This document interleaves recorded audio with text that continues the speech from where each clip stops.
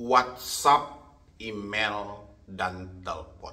Itu adalah 3 hal yang selalu menjadi senjata bagi pinjol dalam melakukan penekanan terhadap nasabah-nasabah yang bandel membayar. Terutama teman-teman yang telat bayar pasti mendapatkan hal yang sama. Hari ini ya, ini banyak yang bertanya sama saya bagaimana caranya menghadapi debt collector yang selalu menelpon dengan caci maki, mau WhatsApp dengan mengancam-ancam, dan email juga dengan nuansa-nuansa hukum. Ya, bagaimana cara menghadapi dan mengatasinya. Nah, ini buat teman-teman semuanya, terutama yang sudah ada di YouTube Solusi Hutang MB, boleh disimakin video ini sampai habis, jangan di skip juga, apalagi Anda yang baru-baru telat seperti di Aku Laku, Kredit Pintar, di Easy Cash misalnya gitu kan, di Samir pinjam duit, itu kan lumayan luar biasa cara-cara penagihan mereka. Terkadang juga sampai hal itu kadang di luar logika kita juga yang dilontarkan oleh debt collector itu, dan bagaimana caranya kita menghadapinya supaya kita tidak terhanyut dalam tekanan yang mereka sampaikan gitu loh kan. Itu yang selalu teman-teman tanyakan. Tapi seperti biasa teman-teman semuanya yang baru bergabung, baru ketemu dengan channel ini, yang belum mensupport channel ini, boleh disupport dulu, boleh didukung dulu, karena supportan dan dukungan Anda yang menjadikan channel ini bermanfaat, dan pastinya saya semakin semangat lagi dalam memberikan edukasi dan motivasi. Silahkan. Terima kasih banyak yang sudah mensupport. Oke, saya mulai dulu dari telepon, WhatsApp, dan email. Itu masih aktif ya teman-teman semuanya. Soalnya di beberapa video saya sempat menyampaikan, telepon, WhatsApp, email itu kalau masih aktif, itu sebenarnya berbahaya banget bagi diri teman-teman semuanya. Kenapa saya bilangin berbahaya?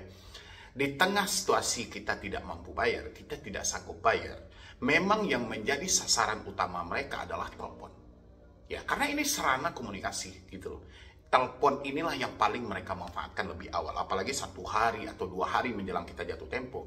Itu handphone Anda ini sudah berdering setiap hari gitu loh. Setiap hari berdering, bahkan nggak tahu kita ujung-ujung dari deringan ini sampai kapan, ujung dari dia menelpon itu sampai kapan, bahkan kita sampai nggak tahu sama sekali. Tapi kalau ini masih aktif, ini luar biasa juga gitu loh. Besar kemungkinannya, besar kemungkinan kalau teleponnya masih aktif, ini teman-teman semuanya. Teleponnya masih aktif, besar kemungkinan akan terjadi gali lubang tutup lubang. Akan terjadi dari diri Anda nanti melakukan tindakan-tindakan yang tidak penting. Begitu juga dengan WhatsApp. Ya, WhatsApp juga salah satu kekuatan yang hebat dari pinjol gitu loh.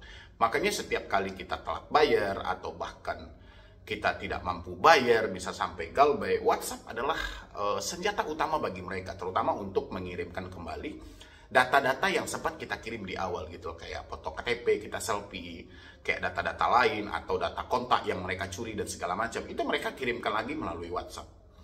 Ya, itu menjadi kekuatan mereka juga, dan tujuan mereka itu sebagai bahan sandraan gitu loh, sebagai umpan balik buat kita. Jadi kita yang sengaja misalnya nggak terlalu fokus dalam bekerja atau gimana, itu menurut asumsi dari si debt collectornya, dia bisa melakukan penekanan melalui WhatsApp ini, melalui data-data yang telah dia ambil. Habis itu email. Email juga sama sebenarnya gitu loh, fungsinya hampir sama dengan WhatsApp gitu loh. Tapi email mereka lebih menggunakan, terkadang kita juga nggak tahu ya akunnya entah asli atau tidak gitu. Yang jelas namanya berbeda-beda dan segala macam. Tujuannya di 3 komunikasi itu semuanya sama aja gitu loh, baik di telepon, di WhatsApp, dan di email. Tujuannya ya untuk melakukan penekanan. Ya, jadi biar teman-teman tahu aja, makanya saya bukain sedikit bahwasannya kalau Anda menyatakan tidak mampu bayar dan Anda tidak mampu mengganti nomor, misalnya tidak sanggup ganti nomor atau dengan beberapa alasan yang menjadikan teman-teman tidak bisa ganti nomor, harusnya mental dan pemikiran Anda harus kuat. Ya, tapi kalau misalnya mental dan pemikiran Anda tidak bisa, nomornya harus diganti, WhatsApp-nya harus diganti. Itu jalan yang paling tepat untuk Anda menyelamatkan pemikiran Anda. Oke, sekarang untuk orang yang masih aktif, baik itu di WhatsApp maupun di telepon. Ya, pasti Anda berpikir, ini bagaimana ya cara mengatasinya? Kita ditelepon loh setiap hari, kita di WhatsApp setiap hari dengan ancaman dan tekanan. Kita sudah simpan nih bukti-bukti yang ada, kita mau laporkan kemana? Kita coba, mungkin ada beberapa orang yang sudah melaporkan kepada OJK, kepada FPI, dan lembaga lainnya yang terkait misalnya, tapi nggak ada tanggapan. Nggak ada timbal balik sama sekali. Ya, memang seperti itu teman-teman. Jadi untuk menghadapi debt collector, via telepon, via WhatsApp. Sebenarnya Anda jadi orang penakut itu jauh lebih baik. Kenapa jadi orang penakut jauh lebih baik? Karena gini, mereka lebih menguasai segi ancaman. Ya, mereka briefing setiap hari. Mereka ada rapatnya setiap pagi. Bagaimana mentaklukkan debetur yang seperti ini, bagaimana menjumpai nasabah yang seperti ini. Mereka sudah ada triknya. Dia lebih menguasai. Sementara kita terhanyut dengan rasa bersalah, dengan rasa penyesalan. Ini salah satu kekurangan kita loh. Ya, ini sebenarnya manusiawi sih, karena memang kita itu mempunyai nawaitu yang baik gitu dalam diri kita. Tapi memang karena keadaan, sehingga kita menyatakan tidak mampu. Tapi kita dihantui dengan rasa bersalah setiap hari. Ini yang membuat kita kebingungan. Ya, makanya saya sarankan sama teman-teman semuanya, daripada Anda berbalas-balasan, berjawab-jawaban via telepon atau via WhatsApp dan email, lebih baik Anda jadi orang penakut. Bagaimana caranya kita jadi orang penakut, Bang? Cukup dengan modal 20.000 perak. Anda pergi ke konter handphone, habis itu Anda beli kartu baru. Ya, itu jalan yang paling tepat gitu loh. Karena kalau mental sudah nggak bisa, pemikiran kita selalu dengan rasa bersalah, baperan, dan segala macam, rasa saya lebih tepat, lebih ideal, ya memang kita harus ganti nomor. Itu jalan yang terbaiknya gitu loh. Supaya ganti nomor ini bukan semata kita menghindar dari tagihan, tidak gitu loh. Bukan kita lari dari tagihan, tidak. Nggak seperti bahasa yang disampaikan debt collector. Tapi kita sama tahu bahwasannya nomor telepon yang seharusnya mereka gunakan untuk mengkonfirmasi dari jarak jauh, menanyakan kenapa belum melakukan pembayaran, itu malah dijadikan sarana untuk mencaci maki. Itu malah dijadikan sarana untuk hinaan, segala macam mereka sampaikan dalam hal itu gitu loh. Harusnya kan kalau memang ini debt collector benaran untuk menagih, menanyakan konfirmasi, kenapa belum melakukan tagihan dan segala macam, harusnya tidak ada dong bahasa caci maki, bahasa kebun binatang, kan nggak ada di sini. Tapi karena si DC ini seperti yang saya sampaikan, tugas dia bukan menagih aja. Tugas dia lebih memberikan dorongan supaya Anda tenggelam lebih dalam lagi. Supaya terjadi gali lubang, tutup lubang yang lebih besar lagi. Makanya debt collector itu bukan pada koridor mereka aja. Jadi mereka lebih ke pengancaman, penekanan, supaya terjadi dorongan untuk Anda gali lubang, tutup lubang.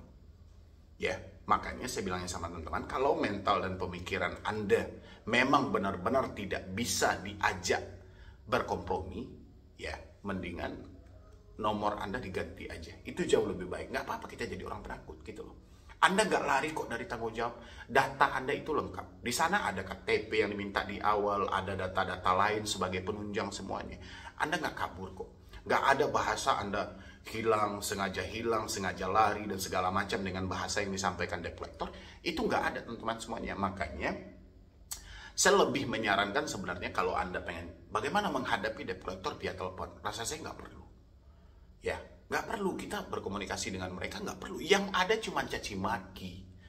Yang ada cuma hinaan gitu. Yang nambah beban dalam pemikiran kita. Tidak ada solusi yang mereka pikirkan. Ya, lagian saran mereka pun kadang tidak masuk akal. Sarannya untuk meminjam ke aplikasi lain. Dia menyarankan kita untuk minjam sama tetangga. Menyarankan kita untuk menjual aset yang ada. Itu kan bukan saran, bukan solusi. Sementara kita yang kita butuhkan, dengan sesingkatnya waktu yang diberikan, kita minta waktu diperpanjang. Tapi mereka ketika kita minta waktu diperpanjang, itu kita malah bayar. Makanya saya bilang, Anda tidak berkomunikasi dengan debt collector, itu sudah menyelamatkan diri Anda. Justru ketika Anda berkomunikasi, itu menghancurkan diri Anda gitu. Karena debt collector, dia tidak butuh alasan. Yang dia butuhkan adalah tagihan, kapan mau dibayar. Ini tujuan mereka gitu loh. Dia nggak peduli mau seperti apapun kondisi Anda dan segala macam. Ya, tapi kalau misalnya teman-teman balik lagi dengan konsep kita di awal. Kalau memang nomor ini terkadang kan nomor sudah lama, nomor sayang banget untuk diganti dan segala macam. Ya mau tak mau. Mental harus diperbaiki. Bagaimana cara mental diperbaiki, Bang? Pertama, ketika kita menerima telepon, mungkin kita nggak tahu ya apakah ini nomor debt collector atau tidak. Kita udah terlanjur ngangkat, kita sudah terlanjur berkomunikasi. Yang penting jangan baper. Ya, ketika kita mendengar ucapan ada kunjungan, ada proses hukum, ada segala macam, bisa nggak Anda menahan diri Anda untuk tidak baper? Karena lawan terberat diri Anda setelah Anda menerima telepon, lawan terberat diri Anda. Karena Anda akan berlawanan dengan pemikiran Anda sendiri. Habis itu WhatsApp.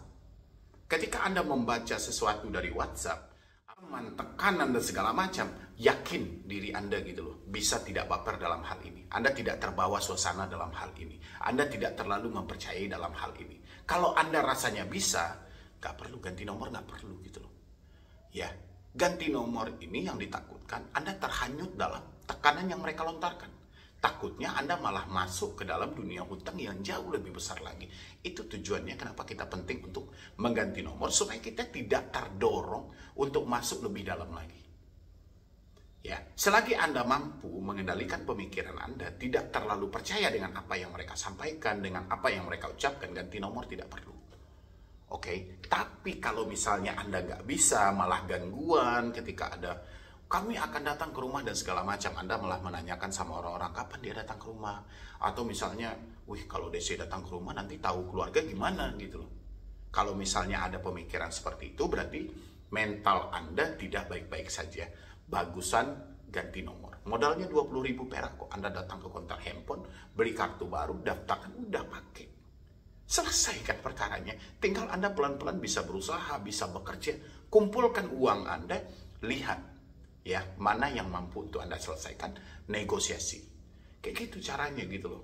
Jadi kalau kita hanya terfokus pada satu sisi, hari ini hanya fokus teman-teman semuanya, kan kebanyakan kapan dia datang ke rumah, daerah mana mau dikunjungi, sebar data atau tidak, kan cuman ini fokus teman-teman semuanya, sehingga teman-teman menjadi orang yang merugi. Ya, alangkah baiknya kalau bagi saya pribadi, teman-teman semuanya, kalau memang teman-teman tidak bisa ganti nomor, ya mental diperbaiki. Tapi kalau mental Anda tidak bisa, ya dikit-dikit mungkin Anda gampang percaya, seakan-akan semuanya lebih nyata dan segala macam, mungkin mengganti nomor adalah pilihan yang terbaik. Begitulah menghadapi debt collector, pinjol. Ingat, pinjol itu tidak ada berisiko berat.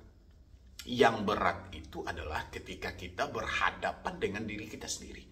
Ini yang berat. Bagaimana kita menghilangkan overthinking dalam pemikiran kita, yang negatif setiap hari gitu. Ini yang paling berat. Kita akan dibenturkan dengan akal sehat kita sendiri. Oke teman-temanku semuanya, silahkan teman-teman praktekkan mana yang paling tepat. Apakah Anda harus bertahan dengan mental Anda, tidak terlalu mempercayai dengan apa yang disampaikan, atau harus mengganti nomor karena memang mental Anda tidak baik-baik saja. Itu cuma Anda yang tahu. Oke, sisanya boleh lanjutkan nonton video ini.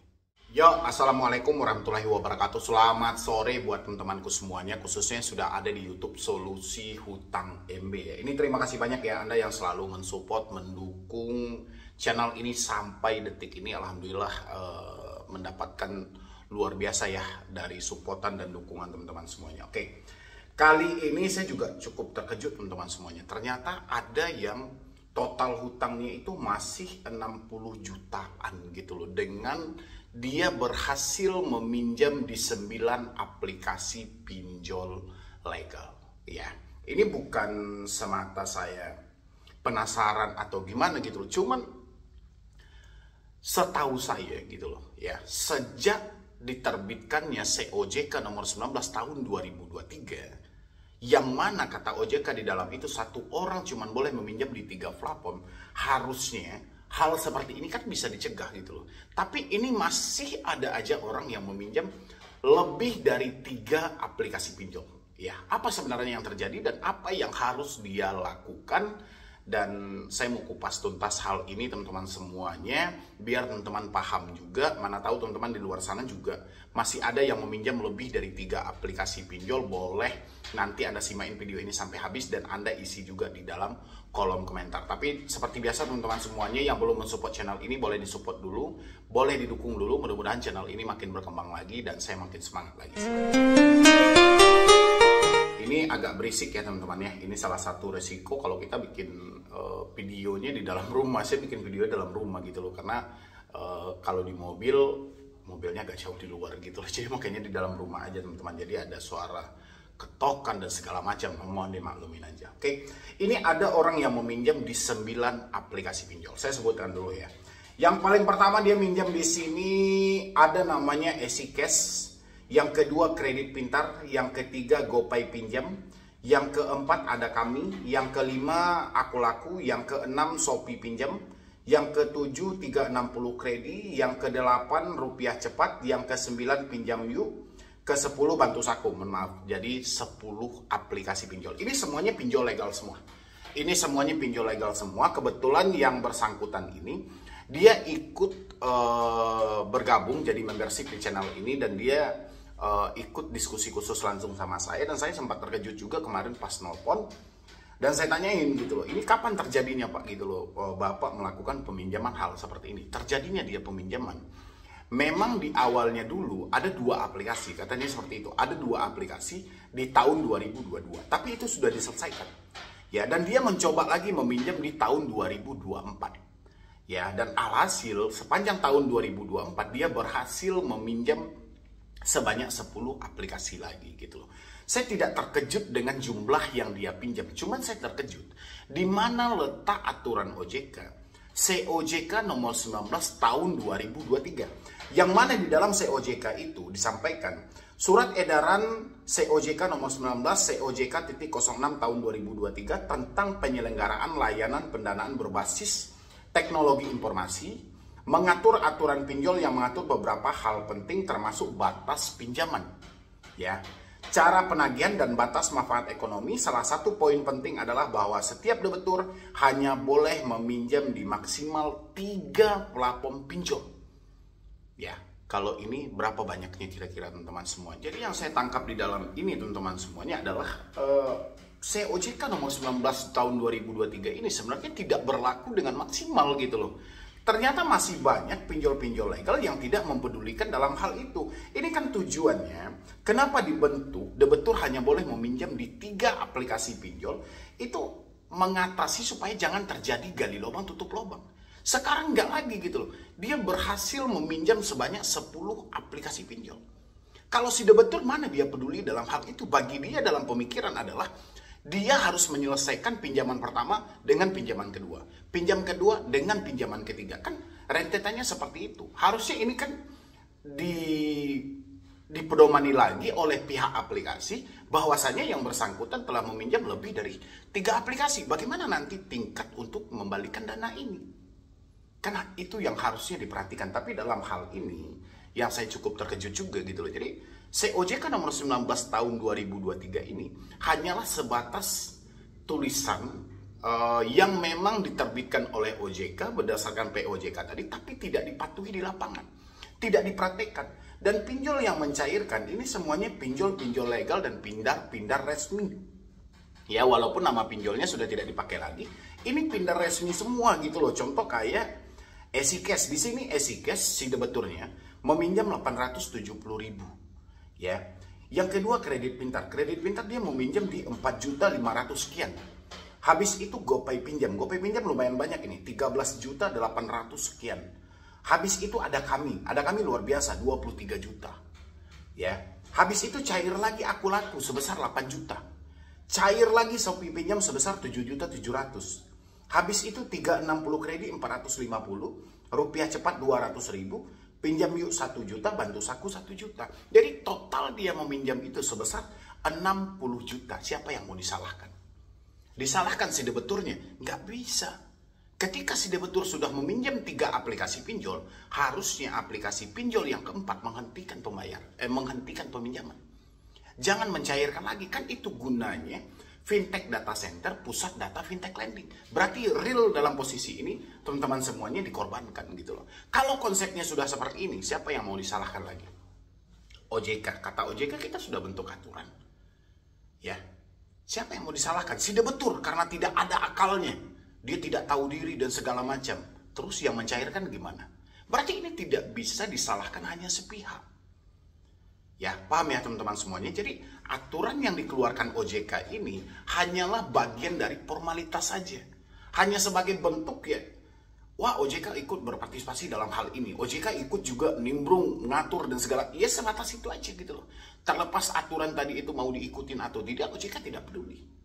Ya, jadi saya harap teman-teman semuanya, seperti yang saya sampaikan di awal dulu di beberapa video saya juga sempat menyampaikan, kalau Anda meminjam lebih dari 3 aplikasi pinjol, aplikasi keempat, kelima, keenam dan seterusnya, nggak perlu Anda bayar lagi. Karena tertuang dalam COJK nomor 19 tahun 2023. Satu orang cuma boleh meminjam 3 aplikasi pinjol. Berlaku sejak Januari 2024.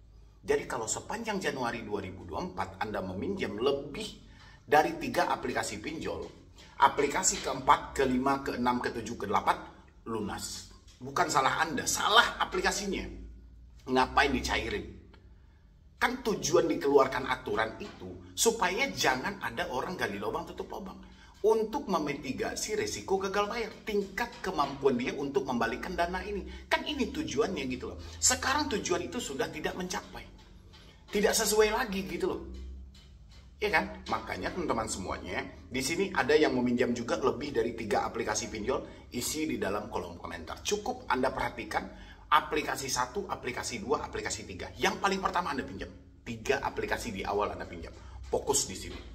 Sisanya persetan. Ya paham ya teman-teman semuanya. Jadi kalau misalnya Anda ada yang meminjam lebih dari 3 aplikasi pinjol, nanti Anda coba laporkan kepada otoritas jasa keuangan. Saya terjebak di pinjol lebih dari 3 aplikasi.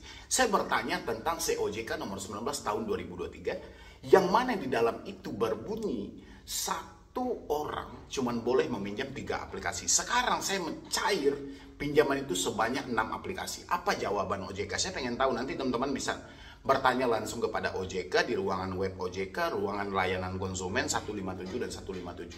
Anda pertanyakan dalam hal itu. Saya pengen tahu apa jawaban OJK ketika Anda menanyakan hal ini. Anda kan sudah meminjam lebih dari 3 aplikasi. Sementara ada aturan yang berlaku sejak Januari 2024. Satu orang cuma boleh minjam di 3 aplikasi pinjol legal. Ilegal nggak dihitung ya. Yang legal aja. Dan Anda melebihi batas tadi. Batas maksimal tadi. Anda misalnya meminjam 4, 5, 6. Sampaikan sama mereka. Saya hanya fokus kepada 3 aplikasi sesuai dengan aturan OJK. Bagaimana kelanjutannya gitu loh. Karena ini aturan OJK yang membentuk. Saya hanya coba-coba. Dan ternyata pinjol itu cair. Ya, berarti masih banyak pinjol-pinjol legal yang tidak mengakui aturan COJK nomor 19 tahun 2023. Padahal di sana itu sudah lengkap sebenarnya teman-teman.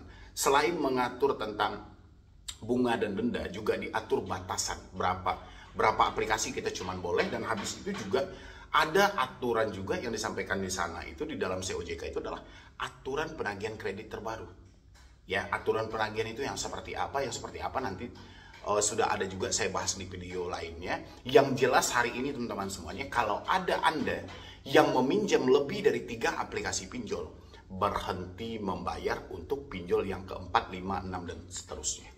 Cukup Anda fokus kepada 3 aplikasi pinjol aja, negosiasi pokok yang Anda terima. Jangan lagi Anda gali lubang tutup lubang, ini tidak akan selesai. Jangan Anda pernah menyesali dan menyalahi diri Anda sendiri, karena kesalahan tidak milik Anda sendiri, kesalahan juga besar milik dari si aplikasi pinjol yang masih mencairkan dana buat Anda. Paham ya teman-teman semuanya? Mungkin dari saya cuma itu aja.